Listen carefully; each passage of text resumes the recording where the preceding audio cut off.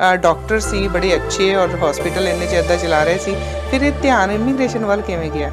ਇੱਧਰ ਨੂੰ ਮੋੜ ਕਿਵੇਂ ਲੈ ਲਿਆ? ਸਾਡੇ ਕੋਲ ਕੋਈ ਕਲਾਇੰਟ ਆਉਂਦਾ ਤੇ ਅਸੀਂ ਉਹਦਾ ਪੋਰਟਫੋਲੀਓ ਮੈਚ ਕਰਕੇ ਉਹਨੂੰ ਬੈਸਟ ਗਾਈਡ ਕਰ ਸਕਦੇ ਹਾਂ ਵੀ ਤੁਸੀਂ ਤੇਰੇ ਵਾਸਤੇ ਕੀ ਚੀਜ਼ ਮੈਚ ਕਰਦੀ ਹੈ। ਔਰ ਲੋਕਾਂ ਨੂੰ ਗੁੰਮਰਾਹ ਕਰਨ ਵਾਲੇ ਵੀ ਬੜੇ ਹੈਗੇ ਆ, ਲੋਕਾਂ ਦੇ ਬੜੇ ਪੈਸੇ ਫਸੇ ਆ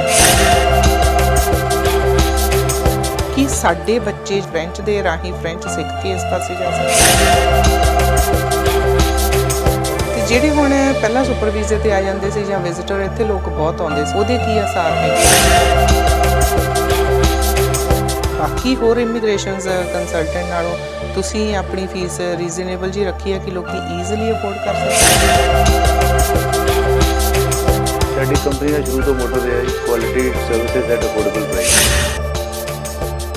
ਤੁਸੀਂ ਦੇਖ ਰਹੇ ਹੋ ਸਾਂਝਾ ਟੀਵੀ। ਮੇਰੇ ਵੱਲੋਂ ਸਾਰਿਆਂ ਨੂੰ ਹੀ ਪਿਆਰ ਸਹਿਤ ਸਤਿ ਸ਼੍ਰੀ ਅਕਾਲ। Way to go. ਜਦੋਂ ਅਸੀਂ ਇਸ ਸ਼ੋਅ ਦੀ ਗੱਲ ਕਰਦੇ ਹਾਂ ਤੇ ਤੁਹਾਨੂੰ ਹਮੇਸ਼ਾ ਇਹੀ ਉਮੀਦ ਹੁੰਦੀ ਹੈ ਕਿ ਅੱਜ ਅਸੀਂ ਤੁਹਾਡੇ ਲਈ ਕੀ ਜਾਣਕਾਰੀ ਲੈ ਕੇ ਆਏ ਹਾਂ। ਸੋ ਸਾਡੀ ਵੀ ਇਹੀ ਕੋਸ਼ਿਸ਼ ਹੁੰਦੀ ਹੈ ਕਿ ਤੁਹਾਨੂੰ ਅਸੀਂ ਹਮੇਸ਼ਾ ਹੀ ਅਪ ਟੂ ਡੇਟ ਰੱਖੀਏ ਹਰ ਇੱਕ ਜਾਣਕਾਰੀ ਦੇ ਲਈ।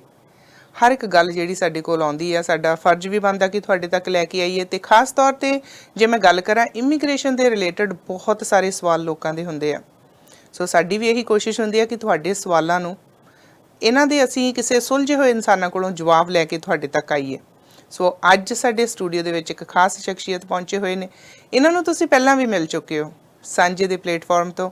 ਕੈਨੇਡਾ ਦੀ ਧਰਤੀ ਤੇ ਐਜ਼ ਅ ਗੈਸਟ ਆਏ ਸੀ, ਐਜ਼ ਅ ਵਿਜ਼ਿਟਰ ਘੁੰਮਣ ਫਿਰਨ ਦੇ ਲਈ ਆਏ ਸੀ। ਪੇਸ਼ੇ ਵਜੋਂ ਡਾਕਟਰ ਨੇ ਔਰ ਬਹੁਤ ਸਾਰੀਆਂ ਸਾਡੇ ਨਾਲ ਗੱਲਾਂ ਬਾਤਾਂ ਤੇ ਬਹੁਤ ਸਾਰੀਆਂ ਸਲਾਹਾਂ ਦੇ ਕੇ ਗਏ ਸੀ। ਤੇ ਬਹੁਤ ਸਾਰੇ ਲੋਕਾਂ ਨੇ ਇਹਨਾਂ ਦੇ ਨਾਲ ਗੱਲਬਾਤ ਕਰਕੇ ਤੇ ਇਹਨਾਂ ਦੀਆਂ ਸੇਵਾਵਾਂ ਵੀ ਲਈਆਂ ਤੇ ਫੀਡਬੈਕ ਵੀ ਬੜੀ ਵਧੀਆ ਆਈ ਸੀ। ਪਰ ਹੁਣ ਸਾਡੇ ਕੈਨੇਡਾ ਦੀ ਧਰਤੀ ਤੇ ਆ ਚੁੱਕੇ ਨੇ, ਇੱਥੇ ਦੇ ਵਸਿੰਦੇ ਬਣ ਚੁੱਕੇ ਨੇ, ਇੱਥੇ ਹੀ ਨੇ। ਤੇ ਹੁਣ ਇੱਕ ਹੋਰ ਸਾਡੇ ਲਈ ਬੜੀ ਚੰਗੀ ਖਬਰ ਲੈ ਕੇ ਆਏ ਨੇ। ਸੋ ਪਹਿਲਾਂ ਇਹਨਾਂ ਨੂੰ ਜੀ ਆਇਆਂ ਕਹਿੰਦੇ ਆ ਤੇ ਉਸ ਤੋਂ ਬਾਅਦ ਅਸੀਂ ਇਹਨਾਂ ਤੋਂ ਜਾਣਦੇ ਆ ਕਿ ਹੁਣ ਸਾਡੇ ਲਈ ਇਹ ਕਿਹੜੀ ਚੰਗੀ ਖਬਰ ਲੈ ਕੇ ਆਏ ਨੇ। ਸੋ ਮੈਂ ਅੱਜ ਜੀ ਆਇਆਂ ਕਹੂੰਗੀ ਡਾਕਟਰ ਚਰਨਜੀਤ ਸਿੰਘ ਕਾਲੜਾ ਉਹਨਾਂ ਨੂੰ। ਡਾਕਟਰ ਸਾਹਿਬ ਸਤਿ ਸ਼੍ਰੀ ਅਕਾਲ ਜੀ। ਸਤਿ ਸ਼੍ਰੀ ਅਕਾਲ ਜੀ। ਪਹਿਲਾਂ ਤਾਂ ਜੀ ਆਇਆਂ ਨੂੰ ਤੁਹਾਨੂੰ ਲੰਬੇ ਸਮੇਂ ਬਾਅਦ ਫਿਰ ਤੁਹਾਡੇ ਨਾਲ ਮੁਲਾਕਾਤ ਹੋ ਰਹੀ ਹੈ। ਪਹਿਲਾਂ ਸਾਡੇ ਹੈਲਥ ਨੂੰ ਲੈ ਕੇ ਸ਼ੋਜ਼ ਹੁੰਦੇ ਸੀ ਜਦੋਂ ਤੁਸੀਂ ਘੁੰਮਣ ਫਿਰਨ ਦੇ ਲਈ ਇਸ ਮੁਲਕ 'ਚ ਆਏ ਸੀ, ਪਰ ਹੁਣ ਤੁਹਾਨੂੰ ਜੀ ਆਇਆਂ ਕੈਨੇਡਾ ਦੇ ਵਿੱਚ ਜੀ। Thank you very much. ਹੁਣ ਤੁਸੀਂ ਸਾਡੀ ਹੀ ਸਿਟੀ ਤੇ ਸਾਡੇ ਹੀ ਇੱਥੇ ਆਪਣੇ ਹੀ ਸਾਡੇ ਮੁਲਕ ਦੇ ਵਿੱਚ ਤੁਸੀਂ ਆਏ ਹੋ ਔਰ ਬੜਾ ਵਧੀਆ ਲੱਗਾ ਕਿ ਤੁਸੀਂ ਅੱਜ ਆਪਣਾ ਸਮਾਂ ਵੀ ਕੱਢਿਆ। ਤੇ ਡਾਕਟਰ ਸਾਹਿਬ ਪਹਿਲਾਂ ਤਾਂ ਮੈਂ ਤੁਹਾਡੇ ਤੋਂ ਜਾਣੂੰਗੀ ਕਿ ਕਾਲੜਾ ਹਸਪੀਟਲ, ਸੋ ਉੱਥੇ ਦੀ ਗੱਲ ਕਰਦੇ ਹਾਂ। ਸੋ ਥੋੜਾ ਜਿਹਾ ਸਾਨੂੰ ਦੱਸੋ ਕਿ ਕੋਵਿਡ ਦੇ ਚੱਲਦਿਆਂ ਕਿਵੇਂ ਸੀ ਉੱਥੇ ਦੇ ਹਾਲਾਤ? ਮੈਂ ਪਿਛਲੇ ਆਲਮੋਸਟ 23 ਇਅਰਸ ਤੋਂ ਕਾਲੜਾ ਹਸਪੀਟਲ ਰਨ ਕਰ ਰਿਹਾ। ਲੁਧਿਆਣਾ ਸਿਟੀ ਦੇ ਵਿੱਚ ਹੈ, ਸ਼ਿੰਗਾਰ ਥੀਏਟਰ ਦੇ ਕੋਲ ਲੁਧਿਆਣਾ ਦੇ ਵਿੱਚ। ਤੇ ਮੈਂ ਬੇਸਿਕਲੀ ਖੁਦ ENT ਸਰਜਨ ਹਾਂ, year knows and throat surgeon. ਤੇ ਸਾਡੇ ਕੋਲ ਬਾਕੀ ਸਾਰੇ ਸਪੈਸ਼ਲਿਸਟ ਹੈਗੇ ਕਾਲੜਾ ਹਸਪੀਟਲ ਦੇ ਵਿੱਚ। ਤੇ ਅਸੀਂ ਮਲਟੀ ਸਪੈਸ਼ਲਿਟੀ ਹਸਪੀਟਲ ਚਲਾ ਰਹੇ ਹਾਂ, ਨਰਸਿੰਗ ਹੋਮ ਹੈਗਾ। ਕੋਵਿਡ ਦੀ ਸਿਚੁਏਸ਼ਨ ਪਿਛਲੇ ਕੁਝ ਟਾਈਮ ਤੋਂ ਕਾਫੀ ਮਾੜੀ ਚੱਲ ਰਹੀ ਸੀ ਇੰਡੀਆ ਦੇ ਵਿੱਚ। ਉਸ ਟਾਈਮ ਕਿਉਂਕਿ ਕੇਸਿਸ ਬਹੁਤ ਜ਼ਿਆਦਾ ਸੀ, ਜਿਵੇਂ ਜਿਹੜੇ ਹਸਪੀਟਲਸ ਆ ਲੋਡ ਨਹੀਂ ਟੇਕ ਅਪ ਕਰ ਸਕਦੇ, ਇੰਨੇ ਕੇਸਿਸ ਜ਼ਿਆਦਾ ਸੀ। ਔਰ ਟ੍ਰੀਟਮੈਂਟ ਉੱਥੇ ਜਿਵੇਂ ਆਪਣੇ ਇੱਥੇ ਟ੍ਰੀਟਮੈਂਟ ਕੈਨੇਡਾ ਗਵਰਨਮੈਂਟ ਵੱਲੋਂ ਫ੍ਰੀ ਹੈ, ਇੰਡੀਆ 'ਚ ਤੁਹਾਨੂੰ ਆਪ ਪੇ ਕਰਨਾ। ਅਤੇ ਇਸ ਕਰਕੇ ਜਿਹੜੇ ਲੋਕ ਨਹੀਂ ਅਫੋਰਡ ਕਰ ਸਕਦੇ ਉਹਨਾਂ ਵਾਸਤੇ ਬਹੁਤ ਮਾੜੀ ਸਿਚੁਏਸ਼ਨ ਸੀ। ਪਰ ਹੁਣ ਟਰੈਕ 'ਤੇ ਆ ਰਿਹਾ, ਹੁਣ ਕਾਫੀ ਬੈਟਰ ਹੈ ਅੱਗੇ ਨਾਲੋਂ। ਤੇ ਹੋਪਫੁਲੀ ਵਿਦਨ ਅ ਮੰਥ ਔਰ ਸੋ ਸਭ ਕੁਝ ਓਪਨ ਹੋ ਰਿਹਾ ਸਭ ਕੁਝ ਜੀ। ਤੇ ਡਾਕਟਰ ਸਾਹਿਬ 23 ਇਅਰਸ ਤੋਂ ਤੁਸੀਂ ਕਾਲੜਾ ਹਸਪੀਟਲ ਚਲਾ ਰਹੇ ਹੋ ਔਰ ਤੁਸੀਂ ਬਹੁਤ ਹੀ ਜ਼ਿਆਦਾ ਲੋਕਾਂ ਦੀਆਂ ਕਹਿ ਲਓ ਕਿ ਬੜੇ ਲੰਬੇ ਸਮੇਂ ਤੋਂ ਡਾਕਟਰੀ ਦੀਆਂ ਸੇਵਾਵਾਂ ਦਿੰਦੇ ਰਹੇ। ਤੇ ਹੁਣ ਕੈਪਲੇਨੋ ਜਦੋਂ ਅਸੀਂ ਗੱਲ ਕਰਦੇ ਇਮੀਗ੍ਰੇਸ਼ਨ ਦੀ, ਸੋ ਇਹ ਆਲ ਅ ਸਡਨ ਜਿਹੜੀ ਇਮੀਗ੍ਰੇਸ਼ਨ ਵੱਲ ਨੂੰ ਕਿਵੇਂ ਤੁਹਾਡਾ ਮੋੜ ਹੋਇਆ? ਡਾਕਟਰੇਟ ਤੋਂ ਤੁਸੀਂ ਡਾਕਟਰ ਸੀ ਬੜੇ ਅੱਛੇ ਔਰ ਹਸਪੀਟਲ ਇੰਨੇ ਚਿਰ ਦਾ ਚਲਾ ਰਹੇ ਸੀ, ਫਿਰ ਇਹ ਧਿਆਨ ਇਮੀਗ੍ਰੇਸ਼ਨ ਵੱਲ ਕਿਵੇਂ ਗਿਆ? ਇੱਧਰ ਨੂੰ ਮੋੜ ਕਿਵੇਂ ਲੈ ਲਿਆ? ਇਮੀਗ੍ਰੇਸ਼ਨ ਬਹੁਤ ਦੇਰ ਤੋਂ ਮੇਰੇ ਇੰਟਰਸਟ ਦੀ ਫੀਲਡ ਰਹੀ ਹੈ। ਅੱਛਾ ਜੀ, ਇੰਟਰਸਟ ਸੀ ਤੁਹਾਡਾ ਇੱਧਰ? ਤੇ ਇਮੀਗ੍ਰੇਸ਼ਨ ਕਿਉਂਕਿ ਜਦੋਂ ਇੱਕ ਵਾਰ ਤੁਸੀਂ ਕੈਨੇਡਾ ਜਾਓ ਤਾਂ ਤੁਹਾਨੂੰ ਹਰ ਆਦਮੀ ਪੁੱਛਣਾ ਸ਼ੁਰੂ ਹੋ ਜਾਂਦਾ, ਜਿਹੜੇ ਤੁਹਾਡੇ ਕੰਟੈਕਟ ਵਾਲੇ ਹੁੰਦੇ। ਫਿਰ ਉਹਦੇ ਥੋੜ੍ਹਾ ਇੰਟਰਸਟ ਕੀਤਾ, ਥੋੜ੍ਹੀ ਰਿਸਰਚ ਕੀਤੀ, ਫਿਰ ਮੈਨੂੰ ਲੱਗਿਆ ਕਿ ਥੋੜ੍ਹੀ ਜਿਹੀ ਬਹੁਤ ਡਾਕਟਰੀ ਨਾਲ ਮਿਲਦੀ ਹੈ। ਇਮੀਗ੍ਰੇਸ਼ਨ ਡਾਕਟਰੀ ਨਾਲ ਕਿਵੇਂ ਮਿਲਦੀ ਹੋਈ? ਬੜਾ ਇੰਟਰਸਟਿੰਗ ਜਿਹਾ ਤੁਸੀਂ ਦੱਸਿਆ ਕਿ ਇਮੀਗ੍ਰੇਸ਼ਨ ਡਾਕਟਰੀ ਨਾਲ ਮਿਲਦੀ ਹੈਗੀ ਆ, ਇਹ ਕਿਵੇਂ ਮਿਲਦੀ ਹੈ? ਦੋਨੋਂ ਕੰਸਲਟੇਸ਼ਨ ਫੀਲਡਸ ਹੈਗੀਆਂ, ਦੋਨਾਂ ਵਿੱਚ ਅਸੀਂ ਸਰਵਿਸ ਆਫਰ ਕਰ ਰਹੇ ਹਾਂ। ਜਿਵੇਂ ਸਾਡੇ ਕੋਲ ਡਾਕਟਰ ਕੋਲ ਕੋਈ ਪੇਸ਼ੈਂਟ ਹੁੰਦਾ, ਉਹਨੇ ਆ ਕੇ ਆਪਣੀ ਪ੍ਰੋਬਲਮ ਦੱਸੀ, ਡਾਕਟਰ ਨੇ ਉਹਨੂੰ ਡਾਇਗਨੋਸ ਕਰਨਾ, ਉਹਦੀ ਟੈਸਟ ਕਰਾਉਣੇ ਆ, ਉਸ ਤੋਂ ਬਾਅਦ ਉਹਦੀ ਟ੍ਰੀਟਮੈਂਟ ਕਰਨੀ ਹੈ। ਹੁਣ ਉਹ ਟ੍ਰੀਟਮੈਂਟ ਹੁੰਦੀ ਹੈ ਕਿ ਉਹਨੂੰ ਬਿਲਕੁਲ ਕੋਈ ਟ੍ਰੀਟਮੈਂਟ ਦੀ ਜ਼ਰੂਰਤ ਨਾ ਹੋਵੇ, ਜਾਂ ਕੁਝ ਟਾਈਮ ਜਾਂ ਫਿਰ ਸਰਜਰੀ ਦੀ ਜ਼ਰੂਰਤ ਹੋਵੇ। ਸਿਮਿਲਰਲੀ ਜਿਵੇਂ ਸਾਡੇ ਕੋਲ ਕੋਈ ਕਲਾਇੰਟ ਆਉਂਦਾ ਤੇ ਅਸੀਂ ਉਹਦਾ ਪੋਰਟਫੋਲੀਓ ਮੈਚ ਕਰਕੇ ਉਹਨੂੰ ਬੈਸਟ ਗਾਈਡ ਕਰ ਸਕਦੇ ਹਾਂ ਵੀ ਤੁਸੀਂ ਤੇਰੇ ਵਾਸਤੇ ਕੀ ਚੀਜ਼ ਮੈਚ ਕਰਦੀ ਹੈ। ਹੁਣ ਜੇ ਕੋਈ 12th ਪਾਸ ਆਦਮੀ ਆਉਂਦਾ ਉਹਨੂੰ ਤੁਸੀਂ ਕਹੋਗੇ ਤੇਰੀ PR ਦੀ ਫਾਈਲ ਲਗਾ ਦਿੰਦੇ ਹਾਂ ਤੇ ਉਹਦੇ ਹੋਣਾ ਵੀ ਕੁਝ ਨਹੀਂ ਹੈ ਤੇ ਉਹ ਟਾਈਮ ਵੀ ਵੇਸਟ ਹੋਣਾ। ਇਸ ਕਰਕੇ ਜਿਵੇਂ ਅਸੀਂ ਉਹਨੂੰ ਗਾਈਡ ਕਰਦੇ ਹਾਂ ਉਹ ਮਤਲਬ ਅਸੀਂ ਬੈਟਰ ਉਹਦੇ ਵਾਸਤੇ ਕਰ ਸਕਦੇ ਹਾਂ। ਮੈਨੂੰ ਆਹ ਲੱਗਦਾ ਕਿ ਕੰਸਲਟੇਸ਼ਨ ਵਾਈਜ਼ ਸਿਮਿਲਰ ਹੈਗੀਆਂ। ਦੂਸਰੀ ਗੱਲ ਜਿਹੜੀ ਹਮੇਸ਼ਾ ਲੱਗਦੀ ਹੈ ਕਿ ਜਿਵੇਂ ਲੋਕ ਕਹਿੰਦੇ ਕਿ ਡਾਕਟਰ ਦੇ ਹੱਥ ਵਿੱਚ ਜਾਨ ਹੁੰਦੀ ਹੈ ਪੇਸ਼ੈਂਟ ਦੀ, ਜਦੋਂ ਸਰਜਰੀ ਕਰ ਰਹੇ ਹਾਂ ਸਾਨੂੰ ਹੁੰਦਾ ਕਿ ਬਿਲਕੁਲ ਕੋਈ ਕੰਪਲਿਕੇਸ਼ਨ ਹੋਵੇ, ਬਿਲਕੁਲ ਠੀਕ ਹੋਵੇ। ਸਿਮਿਲਰਲੀ ਜਦੋਂ ਕੈਨੇਡਾ ਵਿੱਚ ਆਦਮੀ ਨੂੰ ਇੰਟਰਸਟ ਹੁੰਦਾ, ਖਾਸ ਕਰ ਪੰਜਾਬੀਆਂ ਨੂੰ, ਇੰਡੀਅਨਸ ਨੂੰ, ਤਾਂ ਉਹ ਇੱਕ ਤਰ੍ਹਾਂ ਹੀ ਸੋਚਦਾ ਕਿ ਸਾਡੀ ਜਾਨ ਹੀ ਅਸੀਂ ਕੈਨੇਡਾ ਪਹੁੰਚਣਾ, ਤੇ ਜਿੰਨੀ ਅਸੀਂ ਵਧੀਆ ਤਰ੍ਹਾਂ ਹੈਂਡਲ ਕਰੀਏ ਉਹਦੀ ਫਾਈਲ ਉਹਨਾਂ ਉਹਦੇ ਵਾਸਤੇ ਬੈਟਰ। ਸੋ ਜਦੋਂ ਤੁਸੀਂ ਬੜੇ ਵਧੀਆ ਤਰੀਕੇ ਦੇ ਨਾਲ ਕੀਤਾ ਕਿ ਸਹੀ ਸਲਾਹ, ਡਾਕਟਰ ਵੀ ਸਹੀ ਸਲਾਹ ਹੀ ਦਿੰਦੇ ਹੈਗੇ ਆ ਕਿ ਇਲਾਜ ਤੁਹਾਡਾ ਕਿਵੇਂ ਹੋਣਾ, ਤੇ ਇਮੀਗ੍ਰੇਸ਼ਨ ਦੇ ਵਿੱਚ ਵੀ ਜੇ ਤੁਹਾਨੂੰ ਸਹੀ ਕੰਸਲਟੇਸ਼ਨ ਮਿਲ ਜਾਂਦੀ ਹੈਗੀ ਆ, ਸਹੀ ਤੁਹਾਨੂੰ ਗਾਈਡ ਕੀਤਾ ਜਾਂਦਾ ਆ, ਤੇ ਸਹੀ ਤਰੀਕੇ ਦੇ ਨਾਲ ਤੁਸੀਂ ਦੂਜੇ ਮੁਲਕ 'ਚ ਆ ਕੇ ਆਪਣੀ ਜ਼ਿੰਦਗੀ ਸ਼ੁਰੂ ਕਰ ਸਕਦੇ ਆ। ਸੋ ਬੜਾ ਵਧੀਆ ਲੱਗਾ। ਸੋ ਕਦੋਂ ਤੋਂ ਤੁਸੀਂ ਪੰਜਾਬ ਤੋਂ ਹੀ ਤੁਸੀਂ ਸ਼ੁਰੂਆਤ ਕੀਤੀ ਸੀਗੀ ਇਸ ਦੀ? ਅਸੀਂ ਕੈਪੀਲਾਨੋ ਇਮੀਗ੍ਰੇਸ਼ਨ ਦੇ ਨਾਮ ਤੇ ਕੰਪਨੀ ਸ਼ੁਰੂ ਕੀਤੀ ਹੈ ਜੋ ਸਰੀ ਦੇ ਵਿੱਚ ਹੈ।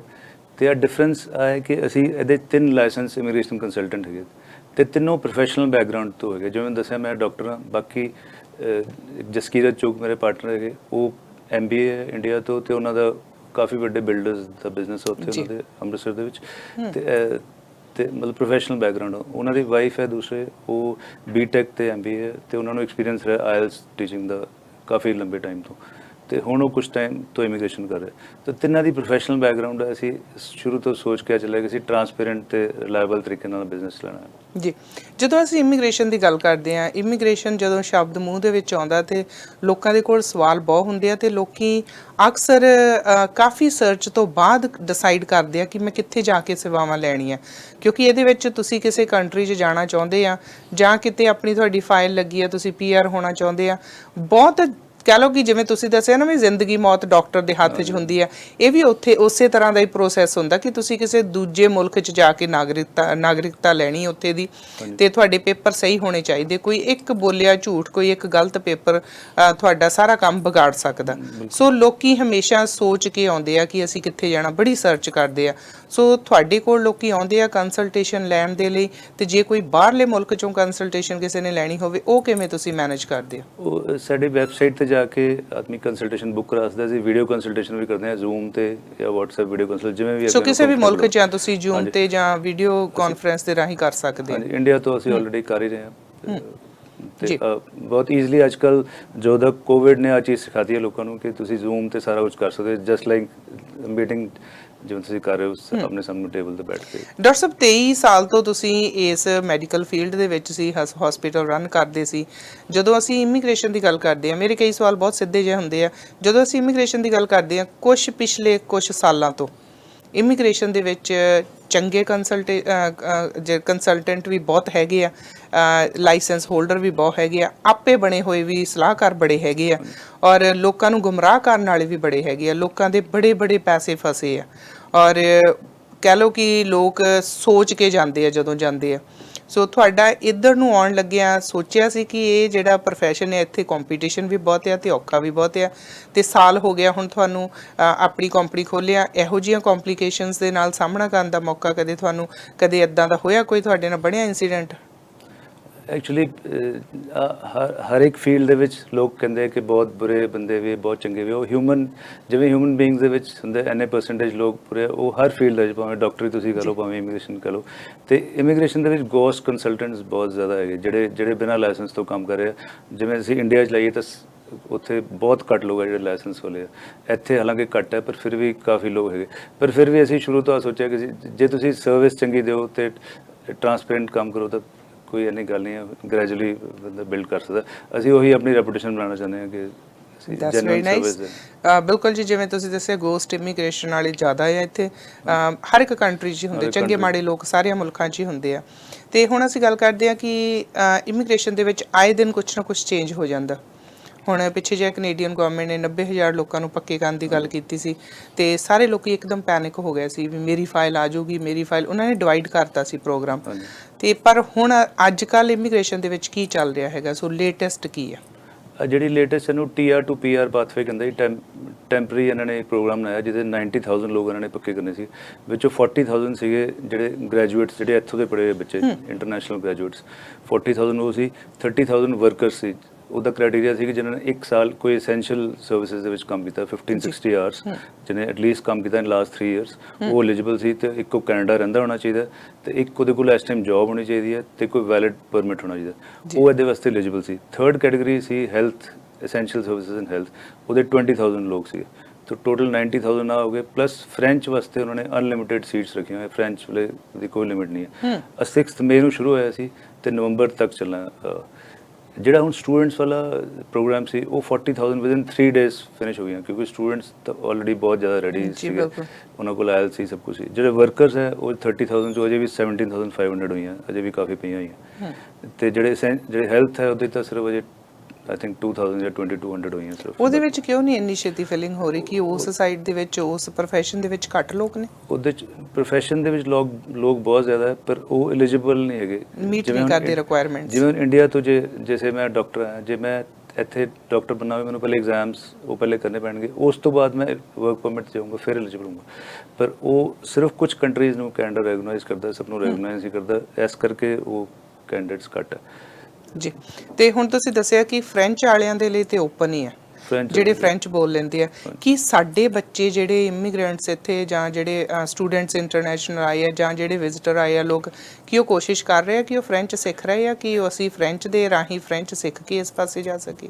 ਇਸ ਟਾਈਮ ਰਾਦਰ ਬਹੁਤ ਲੋਕ ਆ ਟਰਾਈ ਕਰ ਰਹੇ ਆ ਕਿ ਫ੍ਰੈਂਚ ਤੇ ਜਾ ਕੇ, ਇੱਕ ਤਾਂ TR to PR ਪਾਥਵੇ ਵਿੱਚ ਤਾਂ ਹੈ ਹੀ ਓਪਨ, ਚਲੋ ਉਹਦਾ ਨਵੰਬਰ ਤੱਕ ਹੈ। ਈਵਨ ਜਿਹੜੀ ਐਕਸਪ੍ਰੈਸ ਐਂਟਰੀ ਹੈ, ਜਿਹੜੀ ਉਹਦੇ ਵਿੱਚ ਆਪਾਂ ਲਗਾਉਂਦੇ ਹਾਂ, ਉਹਦੇ ਵਿੱਚ 50 ਪੁਆਇੰਟਸ ਐਕਸਟਰਾ ਮਿਲਦੇ ਜੇ ਤੁਸੀਂ ਫ੍ਰੈਂਚ ਜੇ ਤੁਹਾਨੂੰ ਫ੍ਰੈਂਚ ਆਉਂਦੀ ਹੈਗੀ। ਪਲੱਸ ਉਸ ਤੋਂ ਇਲਾਵਾ ਵੀ ਥੋੜੇ ਹੋਰ ਪੁਆਇੰਟਸ ਵੀ ਹੁੰਦੇ ਜਦੋਂ ਸੈਕੰਡ ਲੈਂਗੁਏਜ ਦੇ। ਤੇ ਇਸ ਕਰਕੇ ਜਿਨ੍ਹਾਂ ਦੇ ਸੇ 50 ਪੁਆਇੰਟਸ ਕੱਢਦੇ ਪਏ, ਸਿਰਫ ਉਹ ਇੱਕ ਫ੍ਰੈਂਚ ਕਰ ਲੈਣ ਥੋੜੀ ਚੰਗੀ, 3-4 ਮਹੀਨੇ ਲਗਾ ਕੇ ਹੋਪਫੁਲੀ ਕਿਤੇ ਆ 2-3 ਘੰਟੇ ਰੋਜ਼ ਕੋ, ਤਾਂ ਇੱਕ ਬੜੀ ਵਧੀਆ ਆਪਸ਼ਨ ਹੈ। ਅਸੀਂ ਵੀ ਅੱਜ ਕੱਲ੍ਹ ਲੋਕ ਐਡਵਾਈਸ ਕਰਦੇ ਰਾਦਰ ਦੈਨ ਕਿ ਹੋਰ ਵਰਕ ਪਰਮਿਟ ਲਓ, ਉਹਦੇ ਨਾਲ ਤੁਸੀਂ ਫੈਡਰਲ ਦੇ ਵਿੱਚ ਆ ਸਕਦੇ। ਜਾਣੀ ਜੇ 3 ਜਾਂ 4 ਮਹੀਨੇ, ਨਵੰਬਰ ਤੱਕ ਇਹ ਪ੍ਰੋਗਰਾਮ ਓਪਨ ਹੈਗਾ ਆ। ਸੋ ਜੇ 3 ਜਾਂ 4 ਮਹੀਨੇ ਉਹ ਆਪਣਾ ਮਿਹਨਤ ਕਰਕੇ ਫ੍ਰੈਂਚ ਸਿੱਖ ਲੈਣ ਥੋੜੀ ਬਹੁਤੀ, ਤੇ ਉਹਨਾਂ ਦੇ ਪੁਆਇੰਟਸ ਹੋਰ ਵਿੱਚ 5 CLB ਸਿਰਫ ਚਾਹੀਦਾ ਜੀ। 5 CLB ਤਾਂ 3 ਮਹੀਨੇ ਚ ਆ ਹੀ ਸਕਦਾ ਜੇ ਮਿਹਨਤ ਕਰੇ ਕੋਈ। ਜੇ ਨਹੀਂ ਵੀ ਇਹਦੇ ਹੁੰਦਾ, ਜੇ ਫ੍ਰੈਂਚ ਸਿੱਖ ਵੀ ਲੈਂਦਾ ਤੇ ਇੱਕ ਸੈਕੰਡ ਲੈਂਗੁਏਜ ਆ ਜੂਗੀ, ਉਹ ਐਡਵਾਂਟੇਜ ਤਾਂ ਹੈ ਹੀ ਹੈ। ਫ੍ਰੈਂਚ ਕੈਨੇਡਾ ਸੈਕੰਡ ਲੈਂਗੁਏਜ ਹੈਗੀ। ਤੇ ਹੁਣ ਜਦੋਂ ਅਸੀਂ ਇੰਟਰਨੈਸ਼ਨਲ ਸਟੂਡੈਂਟਸ ਦੀ ਗੱਲ ਕਰਦੇ ਹੈਗੇ ਆ, ਸੋ ਬਹੁਤ ਸਾਰੇ ਬੱਚੇ ਹਮੇਸ਼ਾ ਹੀ ਕੋਸ਼ਿਸ਼ ਕਰਦੇ ਆ ਉੱਥੋਂ +2 ਤੋਂ ਬਾਅਦ, ਆਈਲੈਟਸ ਤੋਂ ਬਾਅਦ ਸਿੱਧੇ ਇੱਥੇ ਆਉਂਦੇ ਹੈਗੇ ਆ। ਸੋ ਉਹਨਾਂ ਲਈ ਕੋਈ ਪ੍ਰੋਗਰਾਮ ਨਵੇਂ ਚੱਲ ਰਹੇ ਹੈਗੇ, ਕੋਈ ਸਟਾਰਟਿੰਗ ਹੋ ਰਿਹਾ, ਕਿ ਉਹਨਾਂ ਦੀ ਕੀ ਇਸ ਟਾਈਮ ਦੀ ਸਿਚੁਏਸ਼ਨ ਕੀ ਹੈਗੀ ਹੈ? ਖਾਸ ਕਰ ਕੁਝ ਕੰਟਰੀਜ਼ ਵਾਸਤੇ, ਜਿਵੇਂ ਇੰਡੀਆ, ਪਾਕਿਸਤਾਨ, ਬੰਗਲਾਦੇਸ਼, ਵਿਅਤਨਾਮ, ਇਹਨਾਂ ਵਾਸਤੇ ਇਹਨਾਂ ਨੇ ਇੱਕ ਪ੍ਰੋਗਰਾਮ ਬਣਾਇਆ, ਸਟੂਡੈਂਟ ਡਾਇਰੈਕਟ ਸਟਰੀਮ ਪ੍ਰੋਗਰਾਮ। ਉਹਦੇ ਵਾਸਤੇ ਕੈਨੇਡਾ ਨੇ ਬਹੁਤ ਕੰਫਰਟ ਦਿੱਤਾ ਹੈ ਕਿ ਤੁਹਾਨੂੰ ਸਿਰਫ ਇੱਕ ਆਪਣਾ GIC ਅਕਾਊਂਟ ਬਣਾਉਣਾ ਪੈਣਾ $10,000 ਦਾ, 1 ਸਾਲ ਦੀ ਤੁਸੀਂ ਫੀਸ ਪੇ ਕਰ ਦਿਓ, ਤੇ ਹੋਰ ਕੋਈ ਬਹੁਤ ਜ਼ਿਆਦਾ ਡਾਕੂਮੈਂਟੇਸ਼ਨ ਨਹੀਂ, ਬਾਕੀ ਰੂਟੀਨ ਡਾਕੂਮੈਂਟ ਦੇ ਕੇ ਈਜ਼ੀਲੀ ਆ ਸਕਦਾ। ਤੇ ਉਹਦੀ ਪ੍ਰੋਸੈਸਿੰਗ ਸਿਰਫ 20 ਡੇਜ਼ ਦੇ ਵਿੱਚ ਹੋ ਜਾਂਦੀ ਹੈ। ਵਰਸਸ ਜੇ ਤੁਸੀਂ ਦੂਸਰੀ ਸਟੂਡੈਂਟ ਕੈਟੇਗਰੀ ਜਾਂਦੇ ਹੋ ਤਾਂ 7 ਵੀਕਸ ਉਹਦੇ ਟਾਈਮ ਲੱਗਦਾ, ਪਲੱਸ ਉਹਨਾਂ ਨੂੰ ਕਾਫੀ ਡਾਕੂਮੈਂਟੇਸ਼ਨ ਬਹੁਤ ਜ਼ਿਆਦਾ। ਇਸ ਵਾਸਤੇ ਗਵਰਨਮੈਂਟ ਆਫਰ ਕਰ ਰਹੀ ਹੈ ਕੰਟਰੀਜ਼ ਵਾਸਤੇ, ਕਿਉਂਕਿ ਇੱਧਰੋਂ ਬੱਚੇ ਜ਼ਿਆਦਾ ਆਉਂਦੇ ਆ, ਇਸ ਕਰਕੇ ਸਟੂਡੈਂਟ ਵੀਜ਼ਾ ਇਸ ਟਾਈਮ ਬੈਟਰ ਹੈ। ਦੂਸਰੀ ਗੱਲ, ਕੁਛ ਟਾਈਮ ਤੱਕ ਆਨਲਾਈਨ ਲੋਕ ਸਟੱਡੀ ਕਰ ਰਹੇ ਸੀ, ਹੁਣ ਇੰਡੀਆ ਬੈਠੇ ਹੋ ਆਪਣੇ ਉੱਥੇ ਬੈਠੇ ਇੱਕ ਪੜ੍ਹ ਰਹੇ ਸੀ, ਇਹਨਾਂ ਨੇ ਅਲਾਉ ਕਰਤਾ ਜੀ ਤੁਹਾਨੂੰ ਦੋਨੋਂ ਵੈਕਸੀਨੇਸ਼ਨ ਲੱਗ ਚੁੱਕੀਆਂ, ਤਾਂ ਤੁਸੀਂ ਜੁਲਾਈ 'ਚ ਵੀ ਫਲਾਈ ਕਰ ਸਕਦੇ ਹੋ, ਨਹੀਂ ਤਾਂ ਸਪਟੈਂਬਰ ਦਾ ਸੈਸ਼ਨ ਤਾਂ ਸ਼ੁਰੂ ਕਰ ਹੀ ਸਕਦੇ ਹੋ ਰੈਗੂਲਰ ਇੱਥੇ ਕੈਨੇਡਾ ਵਿੱਚ। ਸੋ ਤੁਹਾਡੇ ਦੋਨੇ ਕੋਵਿਡ ਦੇ ਜਿਹੜੇ ਆ ਵੈਕਸੀਨਸ ਲੱਗੀ ਹੋਣੀ ਚਾਹੀਦੀ ਆ ਤੁਹਾਡੀ, ਫਿਰ ਤੁਸੀਂ ਟਰੈਵਲ ਕਰ ਸਕਦੇ ਆ। ਪਰ ਜਿਨ੍ਹਾਂ ਲੋਕਾਂ ਨੇ ਹਲੇ ਨਹੀਂ ਲਈ ਵੈਕਸੀਨ, ਜਾਂ ਜਿਨ੍ਹਾਂ ਦੀਆਂ ਹਲੇ ਫਾਈਲਾਂ ਔਨ ਪ੍ਰੋਸੈਸ ਚੱਲ ਰਹੀਆਂ ਹੈਗੀਆਂ ਆ, ਉਹਨਾਂ ਦੇ ਲਈ ਕਦੋਂ ਕੁ ਤੱਕ ਇਹ ਸਾਰਾ ਕੁਝ ਨਾਰਮਲ ਹੋ ਜਾਏਗਾ ਸਟੂਡੈਂਟਸ ਦੇ ਲਈ? ਦੋਨਾਂ ਇੰਜੈਕਸ਼ਨ ਦੇ ਵਿੱਚ ਇੱਕ 1 ਮੰਥ ਦਾ ਗੈਪ ਹੁੰਦਾ ਜੀ। ਤੇ ਜੇ ਹੁਣ ਵੀ ਕੋਈ ਪ੍ਰੋਸੈਸ ਸ਼ੁਰੂ ਕਰੇ, ਹੁਣ ਜੇ ਨਹੀਂ ਲੱਗਿਆ, ਇੰਡੀਆ 'ਚ ਹਾਲਾਂਕਿ ਬਹੁਤ ਜ਼ਿਆਦਾ ਵੈਕਸੀਨ ਜਿਵੇਂ ਆਪਣੇ ਇੱਥੇ ਹੋ ਰਹੀ, ਇੰਡੀਆ 'ਚ ਵੀ ਬਹੁਤ ਫਾਸਟ ਪੇਸ 'ਤੇ ਚੱਲ ਕਰ ਰਹੇ, ਤੇ ਦੋਨੋਂ ਇੰਜੈਕਸ਼ਨ ਲਵਾ ਕੇ ਈਜ਼ੀਲੀ ਆ ਸਕਦਾ। ਤੇ ਜਿਹੜੇ ਹੁਣ ਪਹਿਲਾਂ ਸੁਪਰ ਵੀਜ਼ੇ ਤੇ ਆ ਜਾਂਦੇ ਸੀ ਜਾਂ ਵਿਜ਼ਿਟਰ, ਇੱਥੇ ਲੋਕ ਬਹੁਤ ਆਉਂਦੇ ਸੀਗੇ, ਸੋ ਉਹ ਹੁਣ ਤਕਰੀਬਨ ਬੰਦ ਹੀ ਆ ਸਾਰਾ ਕੁਝ ਹਾਲੇ ਆਨ ਨਹੀਂਗਾ। ਉਹਦੇ ਕੀ ਅਸਾਰ ਹੈਗੇ ਆ, ਉਹਨਾਂ ਦੇ ਬਾਰੇ ਕੁਝ ਇਮੀਗ੍ਰੇਸ਼ਨ ਦੇ ਵਿੱਚ ਅਪਡੇਟਸ ਹੋ ਰਹੀਆਂ ਹੈਗੀਆਂ? ਉਹ ਕੋਵਿਡ ਕਰਕੇ ਉਹਨਾਂ ਨੇ ਫਿਲਹਾਲ ਵਿਜ਼ਿਟਰ ਬੰਦ ਕੀਤੇ। ਵਿਜ਼ਿਟਰ ਸਿਰਫ ਉਹੀ ਅਲਾਉਡ ਸੀ ਜਿਨ੍ਹਾਂ ਦਾ ਕੋਈ ਬਹੁਤ ਕਲੋਜ਼ ਰਿਲੇਟਿਵ ਇੱਥੇ ਰਹਿੰਦਾ, ਅਦਰਵਾਈਜ਼ ਉਹਨੂੰ ਪਰਮਿਟ ਲੈ ਕੇ ਆਉਣਾ ਪੈਂਦਾ ਸੀ, ਅਦਰਵਾਈਜ਼ ਨਹੀਂ ਆ ਸਕਦੀ। ਹੁਣ ਪਰ ਰੀਸੈਂਟ ਨਿਊਜ਼ ਆ ਰਹੀ ਹੈ ਕਿ ਇੰਟਰਨੈਸ਼ਨਲ ਬਾਰਡਰਸ ਖੋਲ੍ਹ ਰਹੇ ਵਿਦਨ ਫਿਊ ਵੀਕਸ। ਈਵਨ ਇੰਡੀਆ ਤੋਂ ਵੀ ਸ਼ੁਰੂ ਕਰ ਦੇਣਗੇ, ਜੇ ਉਹ ਵੈਕਸੀਨੇਟਡ ਹੈ ਤਾਂ ਉਹਨਾਂ ਨੇ ਸ਼ੁਰੂ ਕਰਨਾ ਹੋਪਫੁਲੀ ਬਹੁਤ ਜਲਦੀ। ਤੇ ਵਿਜ਼ਿਟਰ ਵੀਜ਼ਾ ਜੇ ਕੋਈ ਅਪਲਾਈ ਕਰਦਾ ਫਿਰ ਹੁਣ ਆ ਸਕਦਾ, ਕਿਉਂਕਿ ਇਸ ਟਾਈਮ ਇੱਥੇ ਰਿਕੁਆਇਰਮੈਂਟ ਹੈਗੀ ਇਹਨਾਂ ਨੂੰ ਜੀ। ਤੇ ਜਦੋਂ ਅਸੀਂ ਚੰਜੀ ਜੀ ਗੱਲ ਕਰਦੇ ਹੈਗੇ ਆ ਇਮੀਗ੍ਰੇਸ਼ਨ ਦੀ, ਤੇ ਹੁਣ ਕੋਈ ਇੰਡੀਆ 'ਚ ਬੈਠਾ ਆ, ਉਹਦਾ ਕੋਈ ਪਰਿਵਾਰਕ ਜੀ ਇੱਥੇ ਆ, ਕਈਆਂ ਨੇ ਰਿਫਿਊਜੀ ਦੇ ਵੀ ਲਾਇਆ ਹੁੰਦਾ ਹੈਗਾ ਆ, ਉਹ ਇੱਥੇ ਆ, ਕਈ ਲੋਕ ਬੜੇ ਲੰਬੇ ਸਮੇਂ ਤੋਂ ਇੱਥੇ ਰਹਿ ਰਹੇ ਹੈਗੇ ਆ, ਉਹ ਇਸ 90,000 ਵਿੱਚ ਵੀ ਨਹੀਂ ਆਏ ਕਿਉਂਕਿ ਉਹਨਾਂ ਦੀਆਂ ਜਿਹੜੀਆਂ ਰਿਕੁਆਇਰਮੈਂਟਸ ਸੀ ਉਹ ਮੀਟ ਨਹੀਂ ਕੀਤੀਆਂ, ਔਰ ਉਹ ਉਸ ਪਾਸੇ ਵੀ ਨਹੀਂ ਆਏ ਤੇ ਉਹਨਾਂ ਦੀ ਵੈਸੇ ਵੀ ਜਿਹੜੀ ਫਾਈਲ ਆ ਉਹ ਵੀ ਉੱਥੋਂ ਕਹਿ ਲਓ ਕਿ ਰਿਫਿਊਜ਼ ਹੋ ਚੁੱਕੀਆਂ ਉਹਨਾਂ ਦੀਆਂ ਫਾਈਲਸ। ਤੇ ਉਹ ਲੋਕਾਂ ਦੇ ਲਈ ਕੀ ਹੋ ਪਿਆ, ਕਿਉਂਕਿ ਲੋਕ ਇਦਾਂ ਦੇ ਸਵਾਲ ਬਹੁਤ ਕਰਦੇ ਆ ਜਦੋਂ ਵੀ ਸਾਡੇ ਕੋਲ ਕੋਈ ਇਮੀਗ੍ਰੇਸ਼ਨ ਦੇ ਰਿਲੇਟਡ ਇੰਟਰਵਿਊ ਹੁੰਦੀ ਆ ਤੇ ਸਾਨੂੰ ਈਮੇਲਸ ਦੇ ਰਾਹੀਂ ਲੋਕੀ ਪੁੱਛਦੇ ਕਿ ਤੁਸੀਂ ਅਗਲੀ ਵਾਰ ਇਹਨਾਂ ਕੋਲੋਂ ਆ ਜ਼ਰੂਰ ਪੁੱਛਿਓ। ਸੋ ਉਹਨਾਂ ਦੇ ਲਈ ਕੀ ਪ੍ਰੋਗਰਾਮ, ਕੀ ਆਉਣ ਵਾਲੇ ਸਮੇਂ ਦੇ ਵਿੱਚ ਸਰਕਾਰ ਕੁਝ ਸੋਚ ਰਹੀ ਹੈ ਉਹਨਾਂ ਦੇ ਲਈ ਵੀ, ਕੋਈ ਨਵੇਂ ਪ੍ਰੋਗਰਾਮ ਨਿਕਲ ਰਹੇ ਆ, ਕੁਝ ਇਹੋ ਜਿਹਾ ਹੋ ਰਿਹਾ? ਕਿਉਂਕਿ ਇਮੀਗ੍ਰੇਸ਼ਨ ਦੇ ਵਿੱਚ ਹੁੰਦੇ ਆ, ਤੁਹਾਡੇ ਕੋਲ ਇਨਫੋਰਮੇਸ਼ਨ ਜ਼ਿਆਦਾ ਹੁੰਦੀ ਆ ਕਿਉਂਕਿ ਤੁਸੀਂ ਇਸ ਪਾਸੇ ਸਟੱਡੀ ਕੀਤੀ ਹੈ, ਸੋ ਸਾਨੂੰ ਵੀ ਹੁੰਦਾ ਕਿ ਤੁਹਾਤੋਂ ਸਾਰਾ ਕੁਝ ਜਾਣ ਕੇ ਪਰਿਵਾਰਾਂ ਨੂੰ ਦੱਸ ਸਕੀਏ। ਸਭ ਤੋਂ ਪਹਿਲੇ ਤਾਂ ਮੈਂ ਕਹੂੰਗਾ ਜੀ ਕੈਨੇਡਾ ਸਭ ਤੋਂ ਜ਼ਿਆਦਾ ਵੈਲਕਮਿੰਗ ਕੰਟਰੀ ਹੈ ਇਸ ਟਾਈਮ ਫॉर ਫੋਰਨ ਨੈਸ਼ਨਲਸ। ਜੇ ਤੁਸੀਂ ਕੰਪੇਅਰ ਕਰੋ ਯੂਕੇ, ਆਸਟ੍ਰੇਲੀਆ, ਨਿਊਜ਼ੀਲੈਂਡ, ਤਾਂ ਉਹਨਾਂ ਨੇ ਤਾਂ ਬਿਲਕੁਲ ਬੰਦ ਕੀਤਾ ਹੈ। ਕੈਨੇਡਾ ਜਿਹੜੀ ਇਹ 90,000 ਵਾਲਾ ਸ਼ੁਰੂ ਕੀਤਾ ਐਸੇ ਕਰਕੇ ਕੀਤਾ ਕਿ ਜੋ ਲੋਕ ਐਟਲੀਸਟ ਅੰਦਰ ਉਹਨਾਂ ਨੂੰ ਪੱਕੇ ਕਰ ਦਿਓ। ਤਾਂ ਇਹਨਾਂ ਦੀ ਦਾ ਸਿਸਟਮ ਹੈ ਕਿ ਇਹ ਬਹੁਤ ਜਲਦੀ ਚਾਹੁੰਦੇ ਆ ਕਿ ਜਿਹੜੇ ਐਟਲੀਸਟ ਕੈਨੇਡਾ ਆਲਰੇਡੀ ਪਹੁੰਚ ਚੁੱਕੇ ਉਹਨਾਂ ਨੂੰ ਪੱਕੇ ਤੱਕ ਕਰਤੇ ਜਾਣ। ਇਸ ਕਰਕੇ ਹੋਪਫੁਲੀ ਬੈਟਰ ਪਾਲਿਸੀਜ਼ ਅੱਗੇ ਆਉਣਗੀਆਂ।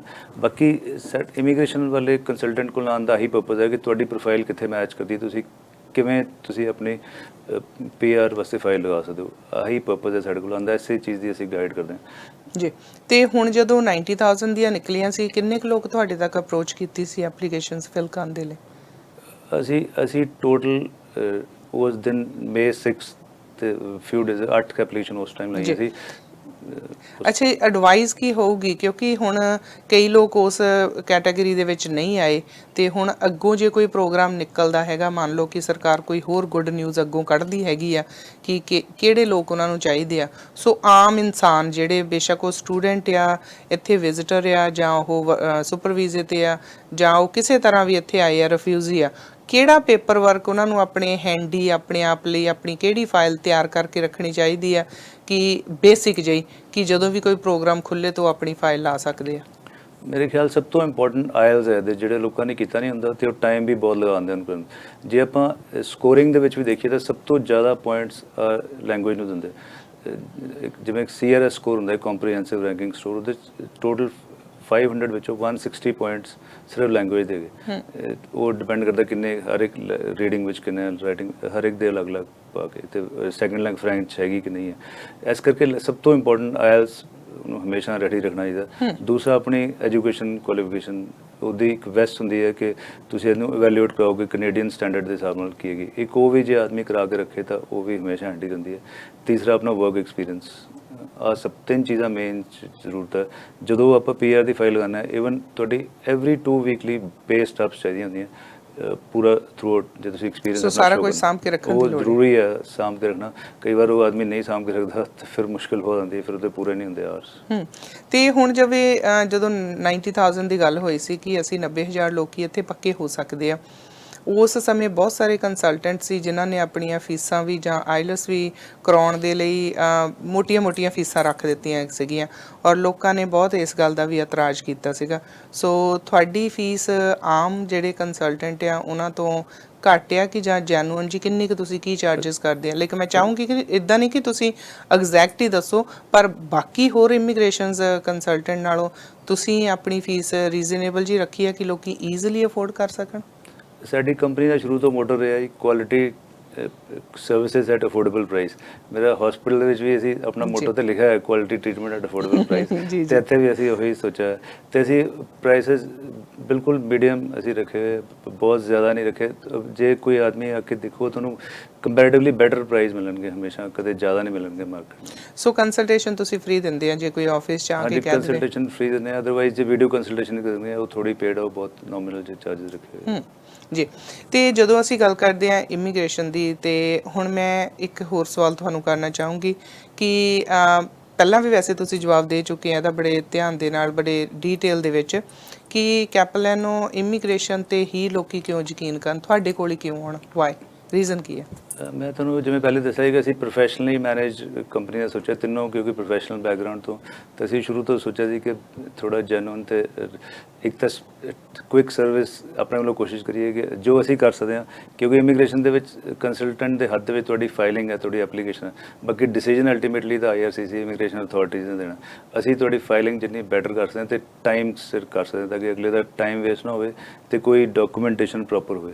ਅਸੀਂ ਇੱਕ ਤਾਂ ਉਹ ਕੋਸ਼ਿਸ਼ ਕਰਦੇ ਹਾਂ ਵੀ ਟਾਈਮ ਤੇ ਹੋਵੇ, ਤੇ ਦੂਜਾ ਉਹਨੂੰ ਰਿਲਾਇਬਲ ਤੇ ਬਿਲਕੁਲ ਟਰਾਂਸਪੇਰੈਂਟ ਹੋਵੇ ਕਿ ਤੇਰੀ ਆਹ ਚੀਜ਼ ਰਹਿੰਦੀ ਹੈ, ਮਤਲਬ ਕੋਈ ਹਾਈਡ ਨਾ ਕੋਈ ਚੀਜ਼ ਕਰੀਏ। ਅਸੀਂ ਆਪਣੇ ਵੱਲੋਂ ਸ਼ੁਰੂ ਤੋਂ ਕੋਸ਼ਿਸ਼ ਕੀਤੀ ਹੈ ਤੇ ਅੱਗੇ ਵੀ ਕਰਾਂਗੇ। ਜੀ, ਕੀ ਮੈਸੇਜ ਹੋਊਗਾ ਸਾਡੇ ਜਿਹੜੇ ਇਸ ਵਕਤ ਵਿਊਅਰਸ ਦੇਖ ਰਹੇ ਹੈਗੇ ਆ, ਕੀ ਆਪਣੇ ਵੱਲੋਂ ਤੁਹਾਡਾ ਮੈਸੇਜ ਹੋਣ ਵਾਲੇ? ਮੈਂ ਇਹੀ ਕਹਿਣਾ ਚਾਹੂੰਗਾ ਜੀ, ਕੈਨੇਡਾ ਸਭ ਤੋਂ ਵੈਲਕਮਿੰਗ ਕੰਟਰੀ ਹੈ ਇਸ ਟਾਈਮ। ਜੇ ਕੋਈ ਇੰਡੀਆ ਤੋਂ ਜਾਂ ਕਿਸੇ ਵੀ ਹੋਰ ਕੰਟਰੀ ਤੋਂ ਅਪਲਾਈ ਕਰਨਾ ਚਾਹੁੰਦਾ ਤਾਂ ਬਹੁਤ ਜ਼ਿਆਦਾ ਪ੍ਰੋਗਰਾਮਸ ਹੈ। ਉਹ ਕਹਿੰਦੇ ਕਿ ਅਪਰੋਕਸੀਮੇਟਲੀ 80 ਪ੍ਰੋਗਰਾਮਸ ਹੈਗੇ ਜਿਹੜੇ ਕੈਨੇਡੀਅਨ ਇਮੀਗ੍ਰੇਸ਼ਨ ਦੇ, ਤੇ ਤੁਹਾਨੂੰ ਆਪਣੇ ਆਪ ਨਹੀਂ ਪਤਾ ਲੱਗ ਸਕਦਾ ਕਿ ਤੁਸੀਂ ਕਿਹਦੇ 'ਚ ਫਿੱਟ ਬੈਠਦੇ ਹੋ। ਜੇ ਤੁਸੀਂ ਕਿਸੇ ਕੰਸਲਟੈਂਟ ਦੀ ਸਲਾਹ ਲੈਂਦੇ ਹੋ, ਤੁਹਾਨੂੰ ਬੈਟਰ ਗਾਈਡ ਕਰ ਸਕਦਾ। ਤੇ ਆਹ ਜਿਹੜਾ ਮਿਸਕਨਸੈਪਸ਼ਨ ਬਣਿਆ ਕਿ ਬਹੁਤ ਜ਼ਿਆਦਾ ਪੈਸੇ ਲੈ ਲੈਣਗੇ, ਕੋਈ ਇੰਨੀ ਗੱਲ ਨਹੀਂ, ਤੁਸੀਂ ਟਰਾਈ ਕਰਕੇ ਦੇਖੋ, ਫਿਰ ਤੁਹਾਨੂੰ ਪਤਾ ਲੱਗਦਾ। ਥੈਂਕ ਯੂ ਵੈਰੀ ਮੱਚ ਤੁਹਾਡਾ ਚਰਨਜੀਤ ਜੀ, ਬਹੁਤ ਵਧੀਆ ਲੱਗਾ ਤੇ ਸਾਡੀਆਂ ਬੈਸਟ ਵਿਸ਼ੇਸ ਆ ਤੁਹਾਨੂੰ। ਔਰ ਮੈਂ ਚਾਹੂੰਗੀ ਕਿ ਆਉਣ ਵਾਲੇ ਸਮੇਂ 'ਚ ਇਸੇ ਤਰ੍ਹਾਂ ਤੁਸੀਂ ਸਾਡੇ ਲਈ ਟਿਪਸ ਲੈ ਕੇ ਆਇਆ ਕਰੋ। ਜਿਹੜੇ ਸਵਾਲ ਹੁੰਦੇ ਆ ਸਾਡੇ ਤੱਕ ਪਹੁੰਚਦੇ ਆ ਲੋਕਾਂ ਦੇ, ਉਹਨਾਂ ਦੇ ਜਵਾਬ ਅਸੀਂ ਤੁਹਾਡੇ ਤੋਂ ਜਾਣਿਆ ਕਰਾਂਗੇ। ਸੋ ਆਉਣ ਵਾਲੇ ਸਮੇਂ 'ਚ ਹੋਰ ਮੁਲਾਕਾਤਾਂ ਹੋਣਗੀਆਂ। ਖਿਆਲ ਰੱਖਿਓ ਜੀ। ਸਤਿ ਸ਼੍ਰੀ ਅਕਾਲ ਜੀ। ਸਤਿ ਸ਼੍ਰੀ ਅਕਾਲ ਜੀ।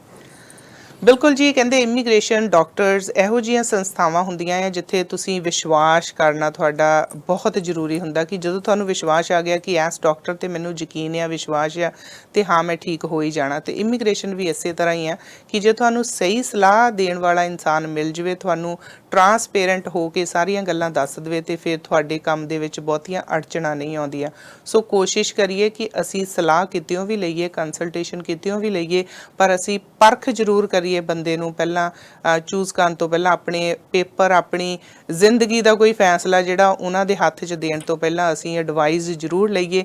ਸੋ ਕੰਸਲਟੇਸ਼ਨ ਫ੍ਰੀ ਹੈ। ਜੇ ਤੁਸੀਂ ਇਹਨਾਂ ਦੇ ਆਫਿਸ 'ਚ ਜਾਂਦੇ ਹੋ, ਕੈਪੀਲੈਨੋ ਇਮੀਗ੍ਰੇਸ਼ਨ ਆ, ਸੋ ਇਹਨਾਂ ਦੇ ਕੋਲ ਤੁਸੀਂ ਕੰਸਲਟੇਸ਼ਨ ਫ੍ਰੀ ਲੈ ਸਕਦੇ ਹੋ। ਪਰ ਓਵਰਸੀਜ਼ ਕਿਸੇ ਹੋਰ ਕੰਟਰੀ ਤੋਂ ਤੁਸੀਂ ਇਹਨਾਂ ਦੇ ਨਾਲ ਥਰੂ ਦਾ ਵੀਡੀਓ ਕਾਲ ਵੀ ਤੁਸੀਂ ਕੰਸਲਟੇਸ਼ਨ ਲੈ ਸਕਦੇ ਹੋ। ਕੋਈ ਇਮੀਗ੍ਰੇਸ਼ਨ ਨੂੰ ਰਿਲੇਟਡ ਸਵਾਲ ਹੋਵੇ ਤੁਸੀਂ ਉਹ ਇਹਨਾਂ ਤੋਂ ਜਾਣ ਸਕਦੇ ਹੋ। ਸੋ ਸਾਡੀਆਂ ਸ਼ੁਭ ਇਛਾਵਾਂ ਇਹਨਾਂ ਲਈ ਵੀ ਆ ਤੇ ਤੁਹਾਡੇ ਸਾਰਿਆਂ ਲਈ ਵੀ ਆ। ਤੁਸੀਂ ਆਪਣੀਆਂ ਫਾਈਲਸ ਲਾਓ, ਜ਼ਰੂਰ ਲਾਓ। ਕੈਨੇਡਾ ਸਾਰਿਆਂ ਨੂੰ ਵੈਲਕਮ ਕਰਦਾ ਆ, ਬਹੁਤ ਸੋਹਣਾ ਮੁਲਕ ਆ। ਇਸ ਨੂੰ ਰਲ ਕੇ ਅਸੀਂ ਸੋਹਣਾ ਬਣਾਈਏ, ਚੰਗੇ ਲੋਕਾਂ ਦੀ ਹਮੇਸ਼ਾ ਸ਼ਲਾਘਾ ਕਰੀਏ, ਤੇ ਇਸੇ ਤਰ੍ਹਾਂ ਹੀ ਅਸੀਂ ਕੋਸ਼ਿਸ਼ ਕਰਦੇ ਰਹਾਂਗੇ ਕਿ ਹੋਰ ਸ਼ਖਸੀਅਤਾਂ ਨੂੰ ਤੁਹਾਡੇ ਰੂਬਰੂ ਕਰੀਏ। ਸੋ ਜ਼ਰੂਰ ਤੁਸੀਂ ਇਹਨਾਂ ਨੂੰ ਮੌਕਾ ਦਿਓ ਸੇਵਾ ਦਾ, ਔਰ ਆਉਣ ਵਾਲੇ ਸਮੇਂ ਦੇ ਵਿੱਚ ਹੋਰ ਮੁਲਾਕਾਤਾਂ ਇਹਨਾਂ ਦੇ ਨਾਲ ਕਰਾਂਗੇ। ਕੋਈ ਤੁਹਾਡੇ ਸਵਾਲ ਹੋਣ ਤੁਸੀਂ ਸਾਨੂੰ ਈਮੇਲ ਕਰ ਸਕਦੇ ਹੋ ਤੇ ਉਹ ਵੀ ਅਸੀਂ ਇਹਨਾਂ ਨੂੰ ਜ਼ਰੂਰ ਪੁੱਛਾਂਗੇ। ਸੋ ਵੇ ਟੂ ਗੋ ਦੇ ਵਿੱਚ ਅੱਜ ਇੱਥੇ ਤੱਕ, ਅਗਲੀ ਵਾਰ ਫੇਰ ਮਿਲਾਂਗੇ। ਖਿਆਲ ਰੱਖਿਓ ਜੀ।